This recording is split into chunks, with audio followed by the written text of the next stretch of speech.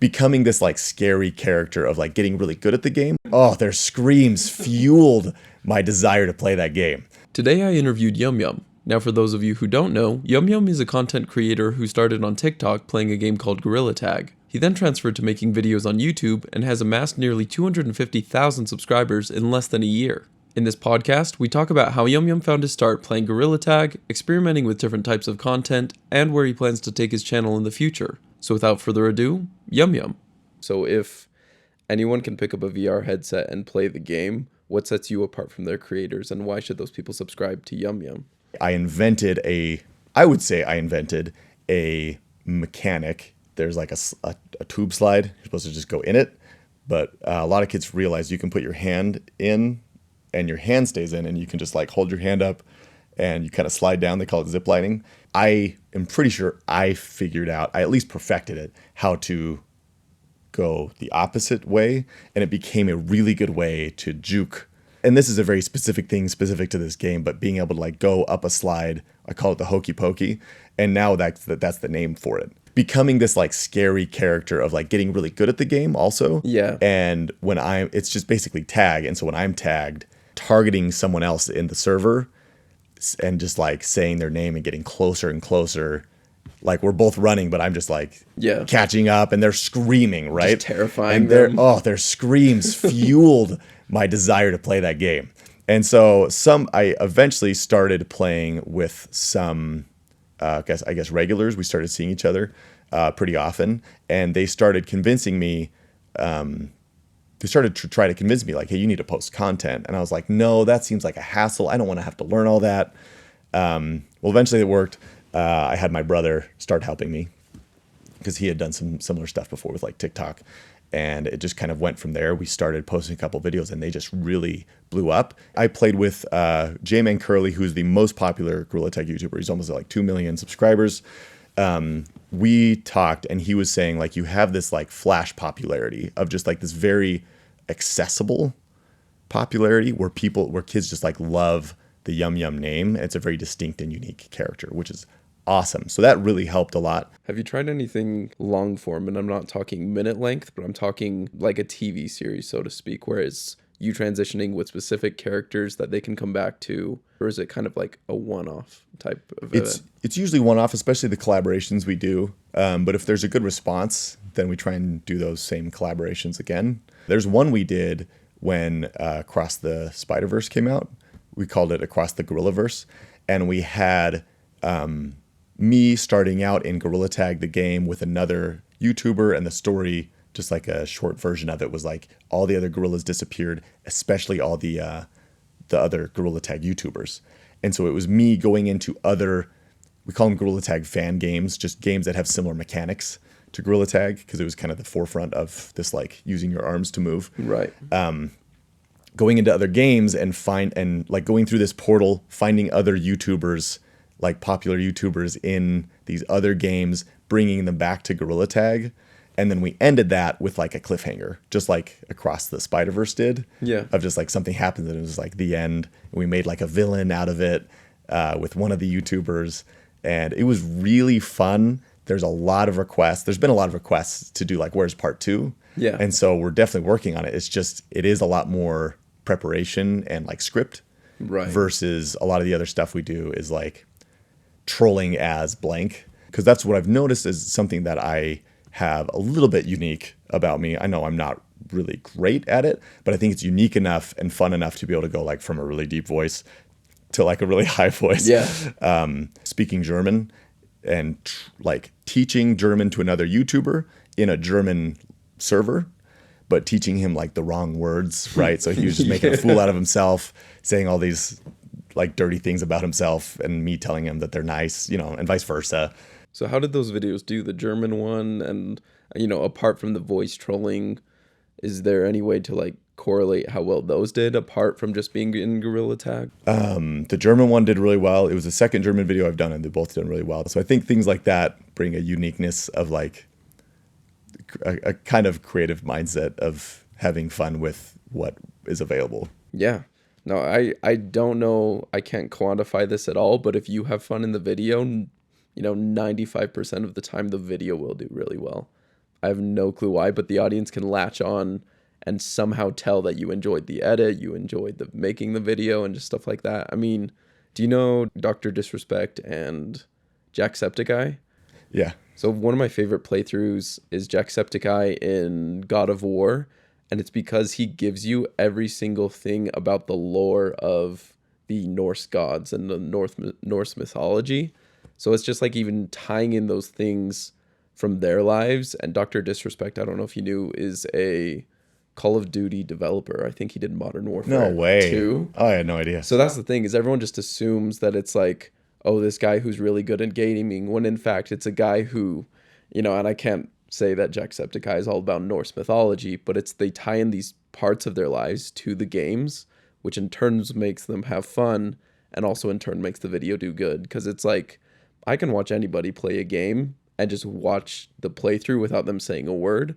But if you can bring in that aspect of you, then they want to watch you playing the game. It's not just some other random creator. It's watching Yum because you do your voice trolls, you do your, your sound boxes and your pre-recordings. Those ideas are like the perfect ones to just kind of build off of and see how, not even how can you take the video to the next level, but how can you take yourself to the next level? How can you have even more fun in a game you've been playing for so long? That makes sense. I've really seen that with videos. It's like a pretty direct correlation of like how much fun did I actually have making this, and how much does that show? Because you're right, that totally shows. People totally pick up on watching people actually have fun genuinely. And there's obviously exceptions to that, but I think consistently, like that's a really big thing. Yeah, I think that's a good gauge to go by too, is also like, if you're getting bored of Gorilla Tag, I wouldn't, obviously, since that's a large part of your audience, deter from that. But I think it's okay to try a new thing and take a break and say, hey, I'm really into Westerns right now. And if there were a VR version of Red Dead 2, Red Dead Redemption, then like jump into that. But I don't think it's anything bad just to say, I think I would have a lot of fun doing this. And it's not you sitting there playing, which is boring, but it's you figuring out, how can I have fun in this game? Because that'll draw your audience over to their mindset. Oh, I originally thought I just liked watching Gorilla Tag. I really like this guy because it's the voice trolling, it's everything, and it's not same thing, different game, same thing, different content. It's, oh, this guy brings something new to the table. That totally makes sense. And I think that's a big part of why we've done small experiments, is not getting bored with it, but just like doing the same reactions, like forced reactions to like, oh, this new update came out. Whoa, right? Yeah. Eventually that gets like, for me, a little bit stale, especially if I have to feel like it's forced, then it's just like, that's not fun. And I know that comes across. So I just don't want to do that. So I got to come up with something else. Right. And so that's kind of led to some experimenting for kind of out of necessity, which has been really helpful. Yeah, fair. But that's really good. That's really good advice. That's a really good focus for me to help with, because we have a whole list of ideas, like to help prioritize those kinds of ideas of like, this seems like a good idea, I'm not really feeling it, like that's probably not a good thing to move forward with then. But using what we've done that's worked well and people have really responded to should be an obvious sign of keep doing that in different ways. I mean, it doesn't need to be anything as crazy as learning a new language, and it's a lot easier for us to compare ourselves and, say, oh, I'm not good at such and such. But one of my favorite VR YouTubers, I don't know him by name, I'll put it in the video, but he's Kermit the Frog, but he has the hand and feet sensors. I don't know if you know who I'm talking about, but he has like multiple tricks, but he is on like one of those inversion tables, the one where it like leans you back and your feet are above your head. It's supposed to like decompress your spine or whatever. But he'll just do that. So he'll be talking to people and you'll just see his entire VR character just flip upside down and he continues talking to them. And they just like don't know what's happening.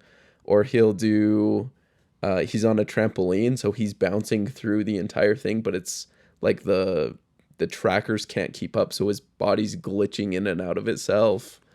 One of the funniest ones is he's like, hey, do you want to see me do a kickflip? Nobody knows he's actually on a board. He doesn't know how to kickflip, but he does a kickflip in his house, and you just hear a board smack a wall. Sometimes the glass breaks, and you see him just Like he smacks the ground. But it's like the funniest thing ever. So it's as simple as having, I'm not saying go out buy hand and feet trackers, but it's just like, what is something everyone else is using correctly, and how can I exploit that, for comedic purposes, or how can it be funny? Technically, you exploited the game. You found a weakness that wasn't supposed to be like that.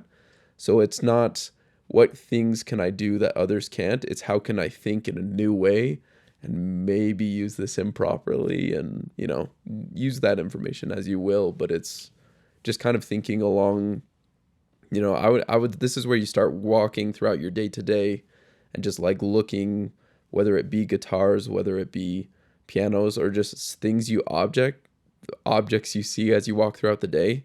Just kind of imagine to yourself, how can I bring that into the VR world, or how would I do that? And a lot of times it won't work, but it's not the first idea you want. It's the one that's hiding behind the first idea. And so as you just start in your day to day, how can I incorporate laying down into it?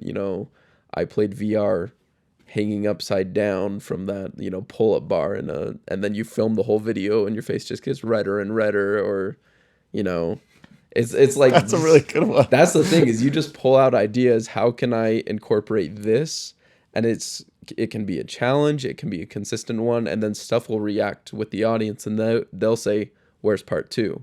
Where's the next one? So the movies is what you're doing is exactly perfect, but it's, incorporating into that. So I would dive a lot more into the voice recordings, or how can I play around with, I don't want to say pitch modulation and stuff, because a lot of it is genuine talent. So it's where can I dive in that aspect and dive pretty deeply, since that's what people recognize, but then just start playing around with that and see what ideas you can do, and take a shot of vinegar every time someone tags you. I don't know. Yeah, all that silly stuff, especially combining things, is really helpful. But I really like stuff just like the upside down one, right? Like that's just a great. Yeah. Do it like we did. I played VR, but every time I get tagged, it gets colder, and it was in the winter, so we started going to first it was played outside in the snow, then it was playing my brother's got a cold ice bath. Yeah. And then we went to the lake. Isn't that one of the top performing videos you guys did? Not anymore. It used Really? to be, right? It was one of our first more well done choreographed, scripted videos. And looking back, there's things we would have done different, but that one had a really good response, right? Because it's pushing yourself, doing these things that not a lot of people are doing. I think I saw someone doing playing VR, jumping out of an airplane or something like that. Yeah. Just crazy stuff like that, I think is great. And not just having to throw money at it. I'm going to pay these people $1,000. That's right. That only gets you so far.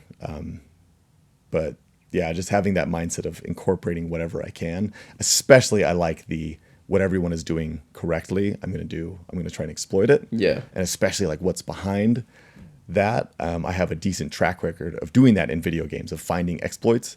And so, yeah, like you said, that's part of what I did. And I think part of what started to get me kind of popular was doing this thing that no one had done before, basically. Right. Well, I hope you guys enjoyed this short little podcast and are able to take a few things to apply to your own YouTube channels. Feel free to check out my other videos and also check out Yumyum's channel, and if you guys like what you see, consider subscribing.